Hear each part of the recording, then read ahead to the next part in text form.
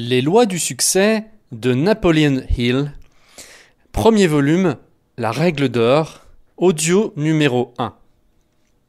Aucun homme ne lira la philosophie des lois du succès, ne serait-ce qu'une fois, sans devenir par la suite mieux disposé à réussir dans son métier.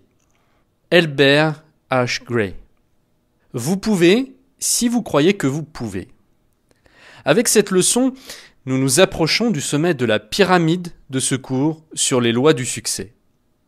Cette leçon est le principal guide qui vous permettra d'appliquer de manière profitable et constructive les enseignements acquis dans les lois du succès.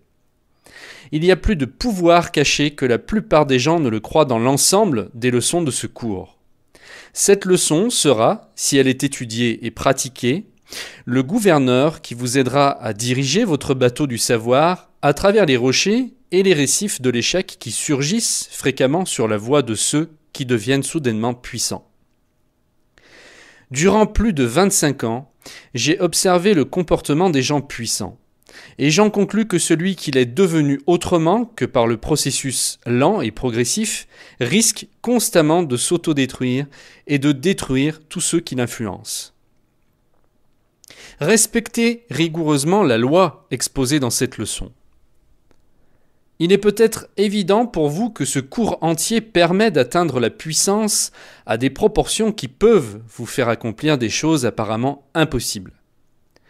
Heureusement, il est tout aussi évident qu'on ne peut atteindre cette puissance que si l'on respecte les nombreux principes fondamentaux exposés dans cette leçon qui est basée sur une loi d'une importance égale, voire supérieure à toutes les autres lois exposées dans le cours.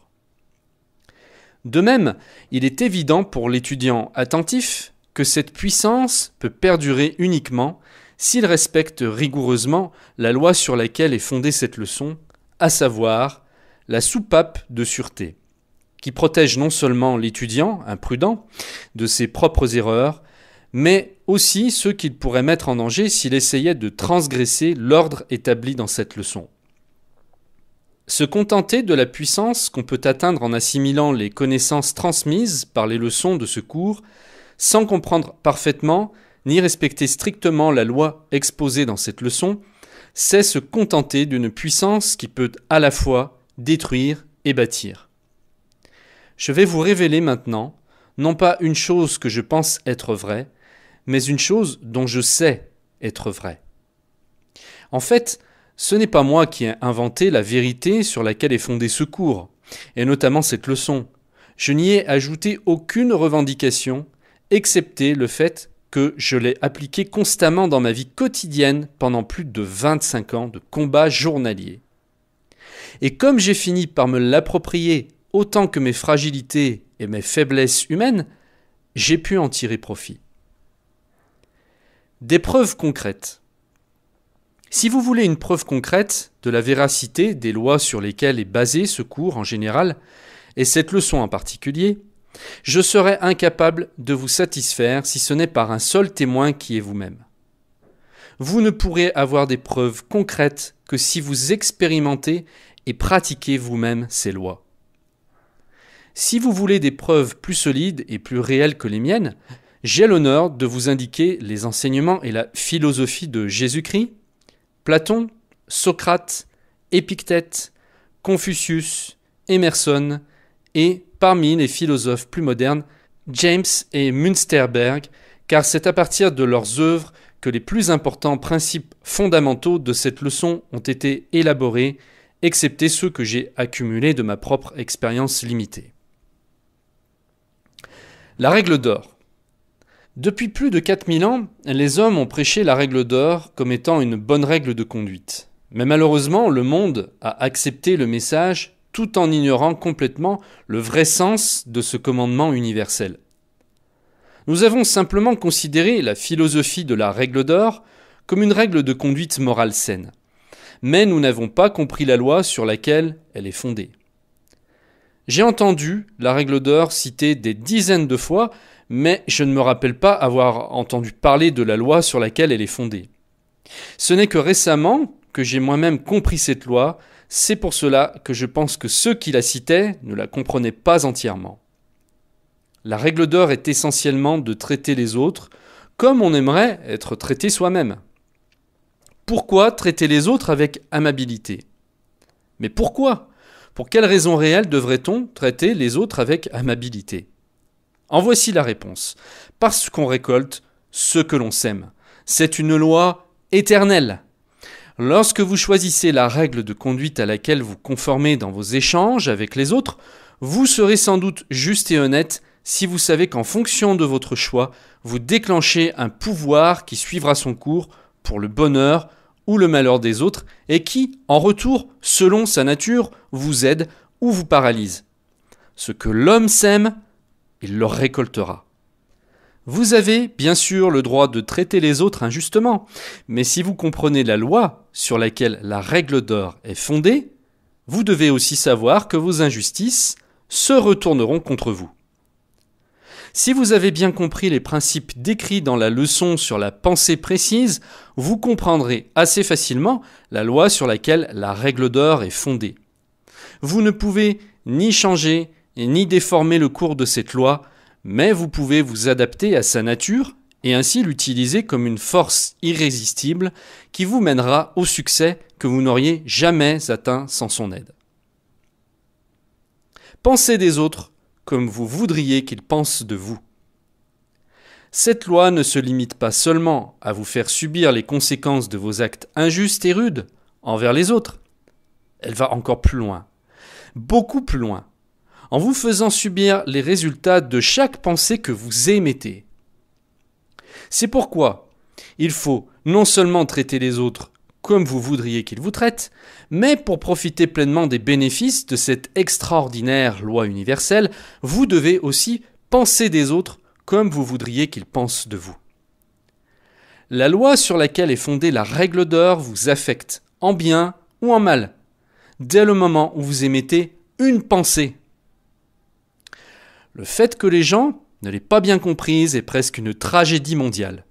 Malgré la simplicité de cette loi, tous ces principes sont d'une valeur inestimable pour l'humanité car c'est le moyen par lequel nous devenons maîtres de notre propre destin.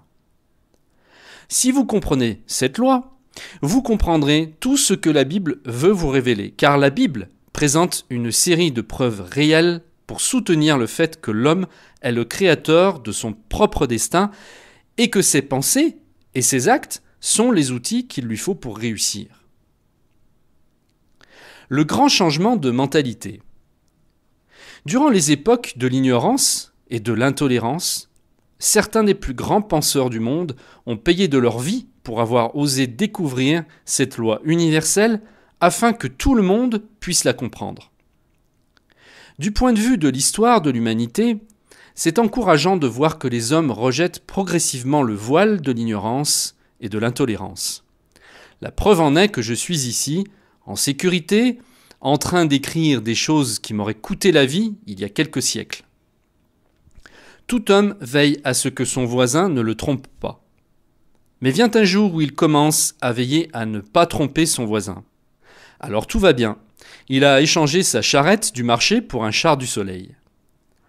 Bien que ce cours traite les lois essentielles de l'univers que l'homme est capable d'interpréter, son objectif est néanmoins de montrer comment mettre en pratique concrètement ces lois dans les affaires quotidiennes. Ayant toujours à l'esprit cet objectif de mise en pratique, nous allons maintenant analyser l'effet de la règle d'or à travers l'incident suivant. Le pouvoir de la prière.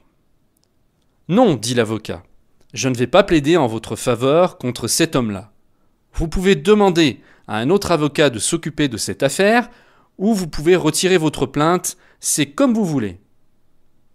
Vous pensez qu'il n'y a rien à gagner là-dessus ? Vous pourriez probablement gagner quelque chose, mais cet argent proviendrait de la vente de la petite maison où ce monsieur vit actuellement et qu'il appelle chez lui. Mais de toute façon, je ne veux plus me mêler à cette affaire. Vous avez peur, n'est-ce pas ? Pas du tout. Je suppose que le monsieur a prié longuement pour qu'on le laisse tranquille. Oui, tout à fait. Et vous avez cédé à ses prières ? Oui. Mais qu'est-ce que vous avez fait ? Je crois que j'ai versé quelques larmes. Et le vieux gars vous a prié longuement, vous dites ? Non, Je n'ai pas dit ça, il ne m'a adressé aucun mot personnellement. Alors, est-ce que je peux me permettre de vous demander à qui s'est-il adressé ? À Dieu, le Tout-Puissant. Alors, il s'est mis à faire une prière, n'est-ce pas ? Pas pour mon bénéfice, en tout cas. Vous voyez, j'ai trouvé la petite maison assez facilement. Et j'ai frappé à la porte d'entrée qui était restée entr'ouverte. Mais personne ne m'a entendu. Alors je suis entré dans le petit couloir et j'ai vu, par une porte entrebâillée, une chambre confortable et étendue sur le lit entre des coussins, une vieille dame aux cheveux argentés qui ressemblait à ma mère la dernière fois que je l'ai vue en vie. J'étais juste sur le point de frapper à la porte quand elle a dit « Ça va, mon père, commencez, je suis prête ».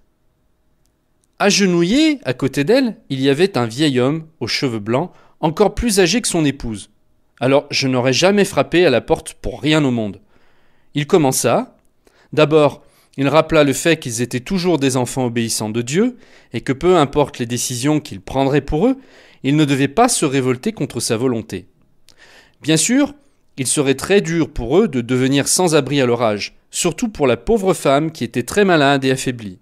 Si seulement un des garçons avait été épargné. Ensuite, j'entendis la voix cassée du vieil homme et une main blanche sortit de la couverture et se posa doucement au-dessus de ses cheveux enneigés. Puis, il continua de répéter que rien d'autre, à part la perte de sa femme, ne pouvait être aussi douloureux que la perte de leurs 3 fils. Mais il se consolait du fait que Dieu savait très bien que ce n'était pas de leur faute s'ils étaient menacés de quitter leur chère petite maison, ce qui signifiait qu'ils allaient devoir mendier et se loger dans un refuge pour les pauvres, à un endroit qu'il aurait voulu éviter à tout prix si telle était la volonté de Dieu. Puis il cita une multitude de promesses relatives à la sécurité de ceux qui placent leur confiance en Dieu. En fait, ce fut la prière la plus ardente que j'ai jamais entendue. Enfin, il demanda la bénédiction de Dieu pour tous ceux qui étaient sur le point d'exiger la justice. L'avocat continua plus humblement que jamais. Et je crois que je préfère aller moi-même au refuge pour pauvres dès ce soir plutôt que me salir avec ce procès.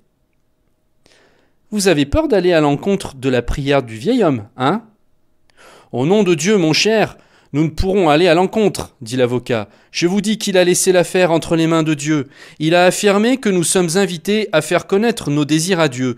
Mais de toutes les plaidoiries que j'ai jamais entendues, celle-ci a été la meilleure. Vous savez, dans mon enfance, on m'a appris ce genre de choses. En tout cas, je me demande pourquoi je suis arrivé dans cette maison à ce moment précis pour entendre cette prière. Je l'ignore, mais je préfère renoncer. Ceci est un extrait du cours de Napoleon Hill, Les lois du succès. Pour recevoir l'intégralité de l'ouvrage, cliquez sur le lien qui apparaît en bas de cette vidéo.